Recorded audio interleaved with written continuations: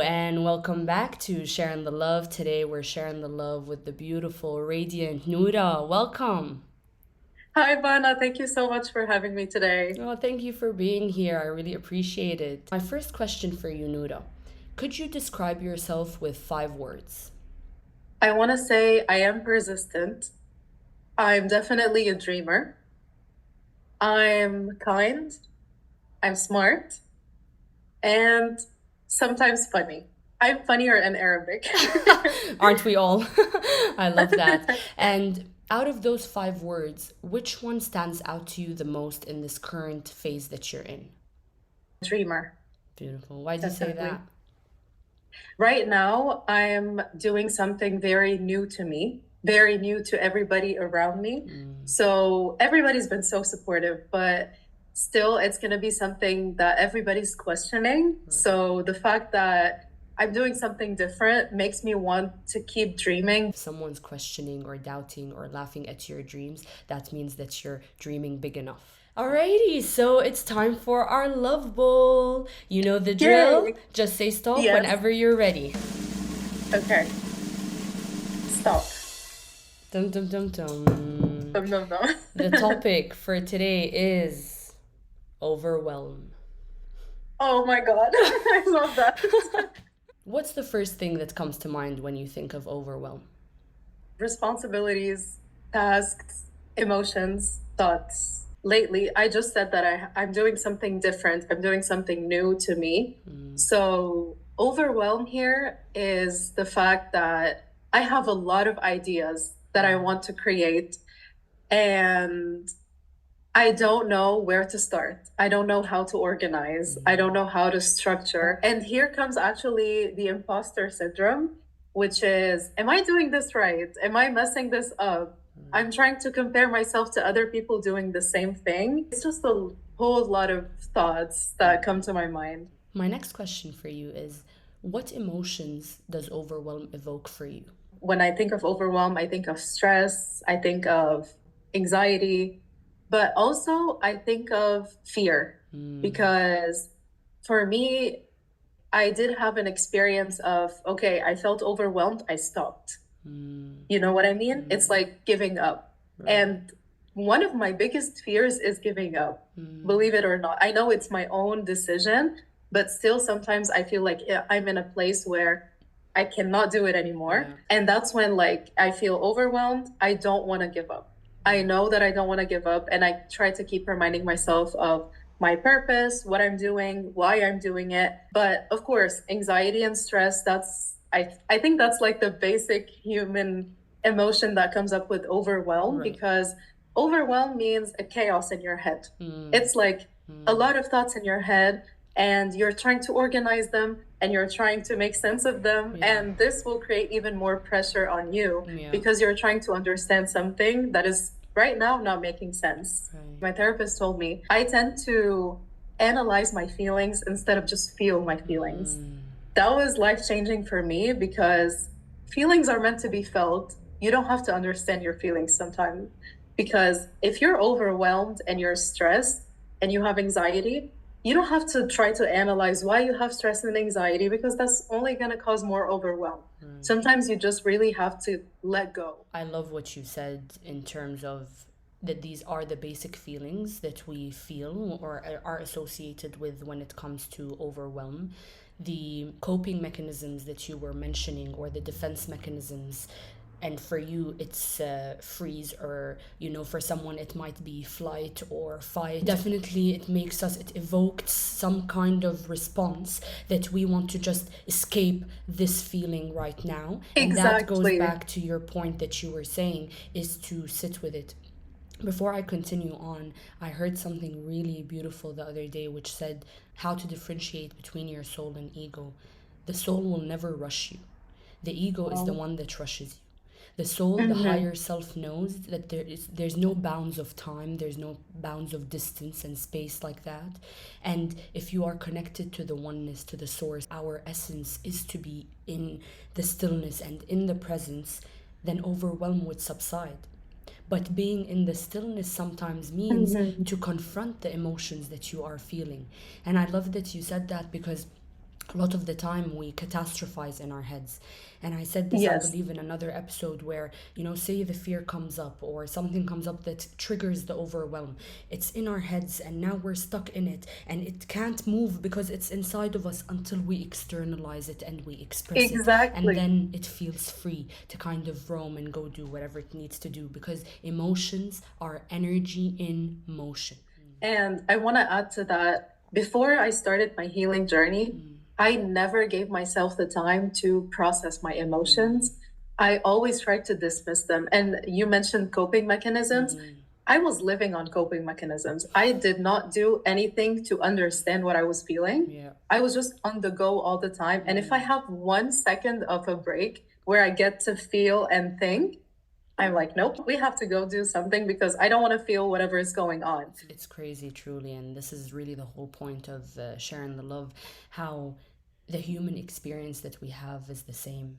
Truly, yes, different vast experiences, but the human Mm-hmm. experience, because as you say that, I relate and reflect on my own experience. Even my therapist, I remember when we started off, she would say, oh, sit with your feelings, see what's coming up for you. And I told her, I don't know how to do that. Like when I actually, it's different when Uh-huh. I'm with her versus when I'm alone. But now that I've been with her for a few years, you see that it becomes a natural thing. And this is the point I want to re emphasize from what you were saying. Whenever a thought or emotion comes up for a minute and you're like, no, I need to do something else because this Mm-hmm. is not right, it's because this has become a force of habit. And what are habits? Things that we just do repeatedly over time. So, of course, if Yes, you repeatedly, most of your life, 20 years of your life, you've been avoiding the emotions, it's not going to be a walk in the park coming back because now they're a bit. The way I look at emotions are like they're our friends. They're always trying to tell us something. They don't have control over us. We have the control. But the thing is, for the most part, we always avoided them. We always ignored them. So coming now to a Mhm. place and telling them, okay, now after 20 years, I want to listen to you. You need to understand they're a bit bitter. They're a bit bitter. They need Exactly. some time to feel Exactly. like they trust you, to feel that, okay, now she's really here for us. Now she's really showing up. How do you navigate overwhelm in your daily life? What worked for me mostly is journaling. That's the most useful technique for me because, like I said earlier, overwhelm for me is a chaos of thoughts in my head. The only way I can organize that is to externalize them. I also do sometimes meditation. Meditation helps me ground myself, helps me like visualize where I'm at right now, like be present right now, and know that this overwhelm is mostly anxiety about the future. And 99% of the time, it's something that didn't even happen yet. I'm just making it up And because probably I have won't a. happen. And probably won't Yes, happen, you know? yes, Yeah. thank you. Exactly. I do mainly everything that you just mentioned as well. I try different things. Sometimes the meditation works, sometimes the journaling, but for me, the one that works the most is walking.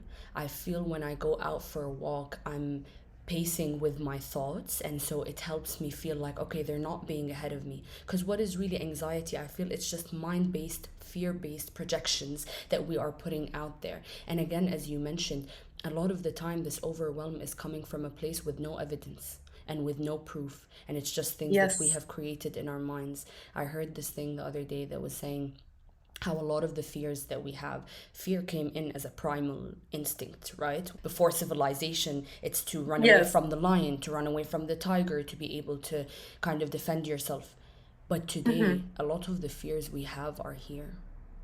They're not real. 100%. They're not real. We are 100%. creating them. They're Yes. self imposed.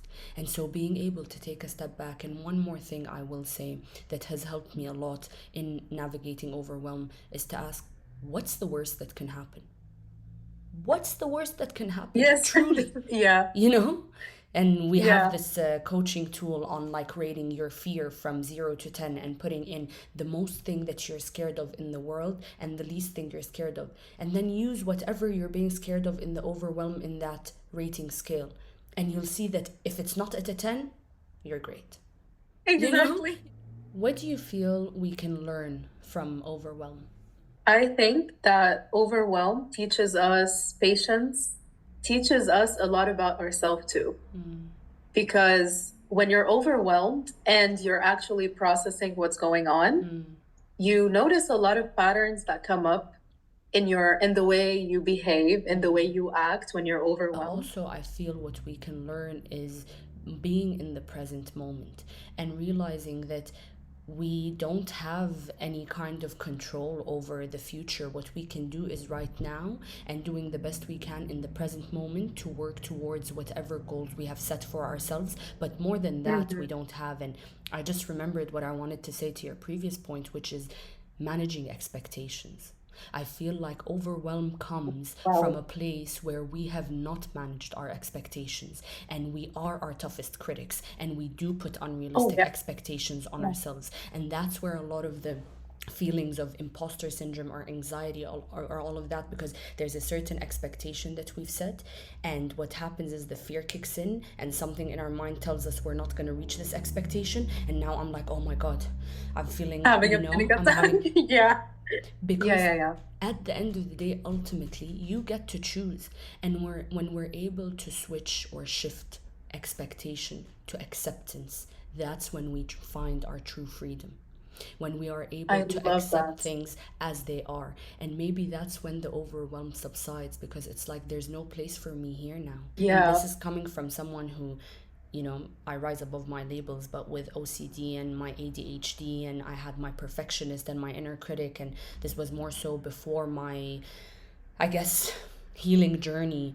The overwhelm Hmm. was one of my best friends, let's say, for a long Oh yeah. period of my time, is Yeah. because the combination of all these things made me set these expectations that not only were unrealistic but unfair to myself, to my inner child. And that's where compassion is so important when you do feel the overwhelm. And on that, I guess Yeah. I'll ask you, what's one tip you can share for someone who experiences overwhelm? I want to say, look at your expectations. Look at the expectations that you are setting for yourself. Yeah. And I want to add one more thing. If you come from like a culture that pressures you into being the perfect person, for us, we're both Arabs, and I can think of 1,000 situations where I was pressured into being better. Like, oh, you could have done better. Oh, you got an A. You could have gotten an A plus, Yeah. and you Yeah. live your life just wanting to do more. And you're never present in the moment. You don't even celebrate your small wins because to you, your expectations are so high that this is nothing. I can do more. I can do more. Yeah. So, one tip I can give to whoever is listening is don't pressure yourself into doing more without, first of all, celebrating your small win. Even if it's small win, celebrate it and really internalize it and be proud of yourself for doing it. It's like your body and your mind try to help you out because you gave it that dopamine release where you celebrated something. So it's like, oh, I want to do that again. It gives you the opportunity of winning again, of Right. succeeding again. Right. And this is where you feel yourself like, oh, okay, I'm actually moving forward. Like you said, we are our own critics. Right. And we We are can tough on be, ourselves. exactly, and we can be our Yeah, own cheerleaders. And this is where neuroplasticity comes to play when we were talking about building habits. And this is something new, is celebrations of the wins. They start to rewire your brain. The things that you're focusing on now are more positive, are more full, are more abundant, are more, in a way exactly. that facilitates your growth, in a way that is focused on the present. And everything that you said starts with introspection. And one more point I really want to hit on is when you were talking about the expectations of others, not only the expectations you set for Mhm. yourself. When you feel the overwhelm, check in with yourself. Whose voice am I hearing? Is it my dad's? Is it my mom's? Is it the society? Is it mine? Is it, where did I learn this? If it's mine, where did I learn this? Where does this rushing comes from? Right? Why do we have such a focus on the outcome? As you were saying, the patience is so important, because focusing on delayed gratification over instant gratification allows you to move with more ease, but also with more trust. And that, on a subconscious level, is you telling yourself, I trust you, that you will get there. I have faith in you. I believe in you. And that's how you cheer yourself on, not just celebrating the wins, but the way that you hold yourself in respect and in high regard, that you can do this and you will do it. We just have to keep going. We're not giving up. We're taking it day by day. And if there's, in a very simple way, I have overcome the feeling of overwhelm for the most part in my life, it's literally saying to myself, it's day by day. It's day by day, baby. We're taking it day by I day. love That's that. all we can do. When you're listening to that voice that you were talking about, look at it as your friend, not your enemy. It's a voice that's trying to help you. I know that we look at it from a very judgmental way, like, okay, why are you in my head? What do you want from me?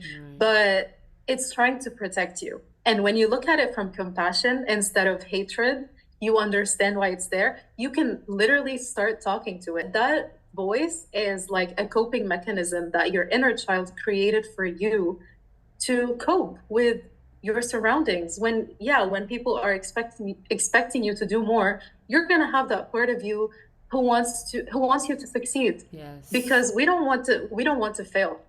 Our beliefs and limiting beliefs are trying to protect us. Talking to that voice inside of your head in a very kind and relaxed way, because that voice is panicking. That voice is going through it. So you need to be the rational one, you need to be the calm one and understand why it's there. Yes, and this is what my therapist as well says, that it's time to let them know there's an adult in town, because as you said, it's the inner child that has created these coping mechanisms where once it has served us in the past, it no longer does now. And just creating that distance or separation to realize I am not the overwhelm, I am not the emotion, I am not the thought. There is an observer and then there's the other emotions and the thoughts. And in that separation is when we start to realize, I can talk to it. And the same as you said, the compassion bit is so important, because imagine you're going to a friend who's crying and is sad, and you go and you start shouting at them and giving them shit and all of that. Do you think they're gonna be like, oh yes? Of course they're not gonna be that. They're gonna start fighting back, and that's when the overwhelm becomes more and more, because now you're talking to it in a shit way. That's gonna be talking to you, and that's where inner conflict gets born. Right? This is 100%. Where the whole premise of what goes on inside of us, because there's two parts now fighting with each other. When we allow them to know that, hey, let's take a step back, realize that there's an adult in town, and today I know how to handle this. I'm going to take care of you. I know why you're feeling this way. I understand that you're feeling this way. Let's take a deep breath together. Let's realize that everything is going to be okay. As we wrap up, what was your biggest takeaway from our conversation today? The fact that overwhelm is mainly managing expectations. That was also like a mic drop moment for me. It changes a lot of perspective, because I'm always looking at overwhelm from an inside perspective, not an outside perspective. And when you said managing expectations, instead of accepting where you're at right now and knowing that you're putting in the work and you're doing your best, and it's one day at a time. Or you're not doing your best, and that's why the overwhelm is telling you, hey, it's knocking on the door. You need to get off your ass and start moving, start doing things. Again, as we said, for me, my biggest takeaway is emotions are always telling us something. We just need to give it the space and the time to listen and to prioritize it, because we are the most important thing in our lives. When we fill our cup, it then overflows and outpours into everything else. Where can our audience connect with you? So I'm mainly on Instagram. I'm trying to expand through all the platforms right now, but I'm mainly on Instagram, Noura El Lakkis. Thank you so much for joining. This has been an honor and a pleasure. This is Sharing the Love. Please comment, like, subscribe, share, do the whole shebang. Let us know what resonated with you, and we'll see you again in our next episode.